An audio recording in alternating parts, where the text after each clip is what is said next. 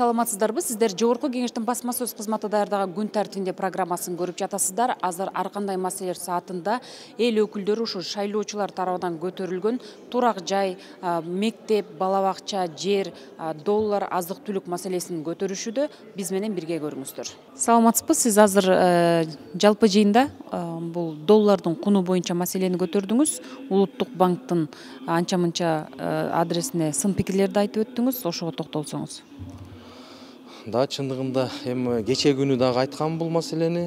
Карасам бүгүнкү күн тартибинен көрүнбөгөндөн анан кайрадан чакыруу боюнча сунуш бердим. Келе турган болду. Себеби дегенде кече биз сын айтып чыккандан кийин күмөн жараткан нерсе 92 сом 40 тыйын деп Улуттук банктын сайтында турган доллардын куну 2 сааттын ичинде 82 сом 50 тыйынга чейин түштү. Бул жерде 10 сом чоң айырмачылык болгондуктан жалпы коомчулукта күмөн жаралып калды. Качан гана депутаттар маселени көтөргөндө булар кыймылдап башташты депчи. Эми азыр буйруса келсе, кайсы критерий менен түштү, эмне себептен мындай болуп турган деген максатта азыр кеңири суроо жоопторубузду беребиз деп күтүп атабыз. Айтышты го буга чейин доллардын эмеси түштү, куну арзандады, бирок баягы доллар көтөрүлгөн учурда азык-түлүккө болгон баа аябай жогорулап кеткен, кескин ал ошол боюнча калып калды деп бул жагында көзөмөлгө алып мындай талап кыласыздарбы? Албетте, эми бул негизи мындай жалпы мамлекет боюнча стабилдүүлүк болгон болсо, ошол эле азык-түлүк, Минудобрение, ГСМ бардык тармак турукташмак. Себеби азыркы күндө ишкерлер баягы күнү 106 сомго 100 сомдон жогору чыгып кеткенде алып келген товарларын азыр мындай теңдештире албай атат. Чындыгын айтканда, азыркы бул азык-түлүктүн баасы деле резко мисалы 2 күндүн ичинде, 3 күндүн ичинде түшөт деген менен деп айта албайбыз. Себеби бир 20 күндүк же 1 айлык ортолукту алышыбыз керек болот. Себеби алардагы кымбат баада алып келген товарларын резко ылдый баада сата алышпайт. Эгерде ушул Улуттук банк доллар мындан кийин бир туруктуу тура турган болсо, акырында баа түшүп, сөзсүз түрдө туруктуурук болот. Саламатсызбы? Сиз бүгүн ар кандай маселелер саатында мектептердин эскилиги, тартыштыгы, ошондой эле Талас облусуна байланыштуу дагы мектептер, Бишкек шаарындагы мектептерге токтолдуңуз. Кененирээк маалымат берсеңиз. Туура айтасыз. Ошо мен негизи ушу келгенден баштап эле ушу ар кандай маселелерде мектептерди жөнүндө көтөрүп келатам. Чындап келгенде билимдүүгө дүйнө жарыктап коет. Билим алуу эне менен куду каскандай дегендей биздин балдарыбыз, биздин келечек муун илимдүү, билимдүү болуш үчүн биз балдарыбызга бала бакчадан, мектептен баягы условия түзүп бериш керек да. Анан зыгарынан мен бүгүн көтөргөн маселем дагы ушу мынакей Кыргызстандын борбору болгон Бишкек шаарындагы 1 май районуна караштуу номер 75 мектеп боюнча айттым. Эми ал жерге өз көзүм менен барып көрүп, абдан акыбалы оор 1960 жылы курулган экен. Бул столицада ушундай нерсе болуп атса, эскилиги жеткен, полдору чириген, стеналарынан жарак кеткен, каты жааган жамгырдан үстүнөн жаан түшөт экен. Анан жылда бюджетке киргизет экен, кандайдыр бир себептер менен мугалимдер айтышат, жаамат айтат, ата-энелер комитети айтат. Эч биздин мектеп жылбай деп. Анан Кудайдын буйруусу менен кече барып келдим. Бүгүн уже бузуп, ошол мектепти толук мектеп салганга азыр неме кылып башташты да. Ремонт торт капитал ремонт башталды. Ошол эле кайра экинчи маселени көтөрдүм. Тоже баягы 1980-жылы садик болуп курулган экен Бакай Ата районунда, Наматбек деген айыл. Садикти реконструкция кылышып, бала бакча мектеп кылышкан экен, бала бакчаны 93-жылы. 30 жылдан бери ал жерде мектеп жок. Мектеп жоктугуна байланыштуу тоо шартынан алыс жерден 3-5 километр аралыкка келип, башка айылдарга барып окушуп балдар бир партада 3төн отурат экен. Кыштын күнү стенасы тонкий финский экен. Полдору чириген. Анан эми ошолордо маселе боюнча көтөрдүм бүгүн. Эми кандай болгон күндө дагы биз баягы эң биринчи ушу балдардан башташ керек. Мектептен, бала бакчадан. Мен азыр мигранттарыбыз жөнүндө маселе көтөргүм келип турат. Себеби социалдык түйүндөр аркылуу биздин чет жакада жүргөн мигранттардан тыгыз байланышта болуп турам да. Анан абдан көп биздин мекендештерибиз чет жакада жүргөндөр кайрылып атат. Өзгөчө Орусия Федерациясында бар. Биздин элчиликтер, консулдуктар тилекке каршы жетишерлик деңгээлде өз милдеттерин так аткарбай жатат депчи. Дагы деле баягы коррупция, дагы деле баягы тааныш билиш, өздөрүнүн кишилерин, маселелерин бүтүрмөй, катардагы карапайым жөнөкөй мигрант мекендештерибиздин иштери өз убагында тез ыкчам чечилбей жатат деп. Ошон үчүн мен азыр өкмөттүн өкүлүнө тапшырма суроо иретинде кайрылып кетким келип турат, сураныч иретинде. Ушул маселелерди жоюп, мигранттарыбызга жетишерлик деңгээлде көңүл бурайлы. Себеби 6 миллион калктын 2 миллиону эң трудоспособный, эң жаш, эң иштейин деген мыктылары мигранттарыбыз биздинчи. Анан алар чет жакада жүрөт. Которгон эң күчтүү инвесторлор дагы мигранттар. Ошон үчүн мен ойлойт элем, биз мигранттарга өтө кылдаттык, өтө жакшы аяр мамиле кылышыбыз керек да. Оюм ушунда. Мен мына үлүш жер маселесин. Мисалы убагында бир адамга 3 сотик деген. Ошол адам азыр үйлөндү, 5 балалы болду, 7 адам дагы деле 3 сотик менен жашап атат. Бир жолун табыш керек го.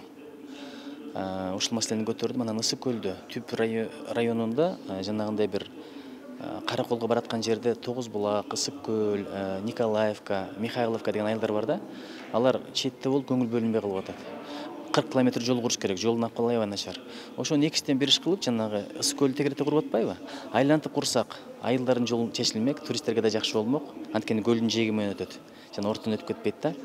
Анан ошол жердеги айылдарга дагы жанагы иштегенге жакшы мүмкүнчүлүк болмок деп ушул маселени көтөрдүм. Анан Бакыяндагы суу маселеси. Таласта Бакыян деген айыл бар. Ал жакта госгеология сууну алган, тыюу салып койгон, ичпей эле радиация көп деп. Бирок анализ чыгып эле экен, комиссион анализ. Эмне үчүн ушуну кылбай атат? Анан глобалдуу бир маселе Алайкуу аркылуу Кытайга жол ачыш керек. Азыр региондор тупиктерден чыкпасак өнүкпөйт да.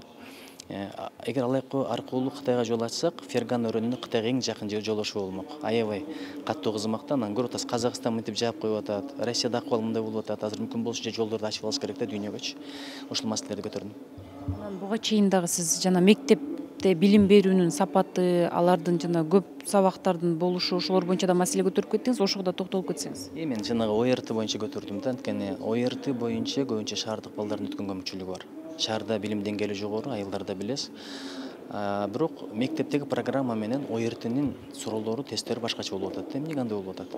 11-класста балдар көбүнчө ОРТ менен алек болушат, бирок ОРТ чоң бизнеске айланып кетти. Айына 3,5 миң сомдон. Бишкекке келиш керек, Ошко келиш керек, Жалал Абадка барыш керек. Бирок алыскы райондордо каражат жок балдарга антип акыбал. Кээ ошондо болуп атпайбы? Ошону мына Билим берүү министрлиги, азыр акимдер дагы бийликке ээ болуп калды. Уюштурсун, айыл өкмөттөрү, адистерди чакырабы, анан айылдык балдар ошондо калып кетеби? Бул адилетсиздик да. Ошол маселени көтөрдүм. Сигареттер боюнча маселе көтөрдүңүз. Чынын айтканда, жаш окуучулар, 6-7 класстын кыздар, балдары баары алып жүрөт деген маанидечи. Негизи мен деле өзүм көрүп жүрөм. Бул эмне деген мааниде? Ошону чектөө, тыюу салуу боюнча сиз депутат катары кандай сунуштарды бердиңиз? Биз өзүбүздүн ичибизде негизи технический регламент бар экен таможня союзда, бирок аякта общий жазылган экен да, мындай точность жок да, этот табачный дым боюнчачы. Биз Кыргызстанда өз ара техрегламент жасап алсак болот. Анткени ал нерселерди окуучулар сатып албастан, окуучулар саткан жерлерди да көрдүм да мен, мисалычы. Муну албетте биз контролго алышыбыз керек. Буюрса мунун үстүндө жакшы иштерди алып барабыз деп ойлойм. Технический регламент киргизиш керек Кыргызстандын ичинде, ошол көзөмөлдөө боюнча. Эмне себептен мындай идея келди сизге, ошо чектөө коюу боюнча же ошо окуучулардын сатып атканын көрүп? Жок, мында көп эле проблемалар бар. Биринчиден окуучулардын сатып атканы, эми биз деле ушул жерде Кыргызстанда жашайбыз, биздин үй бүлөдө да кичине чыр болуп атат ушул боюнча. Жана башка үй бүлөлөрдө да мен ойлойм ушундай эле чыр болуп атса керек деп. Ата-энелер менен балдардын ортосунда. Саламатсызбы? Сиз бүгүн ар кандай маселелер саатында азык-түлүк маселесине токтолуп кеттиңиз. Деги эле алардын баасын түшүрүү, сапатын кароо боюнча өкмөткө кандай тапшырмаларды сунуштадыңыз? Биринчи кезекте ошол доллар боюнча маселе бүгүн эле эмес, ар дайым көтөрүлүп келип атат. Тилекке каршы жыйынтыгы болбой атат. Баягы эле көрүнүш болуп атат, доллар көтөрүлөт, азык-түлүк анын артынан көтөрүлөт. Бирок кайра доллар түшкөндө баягы эле азык-түлүктүн баасы түшпөйт да.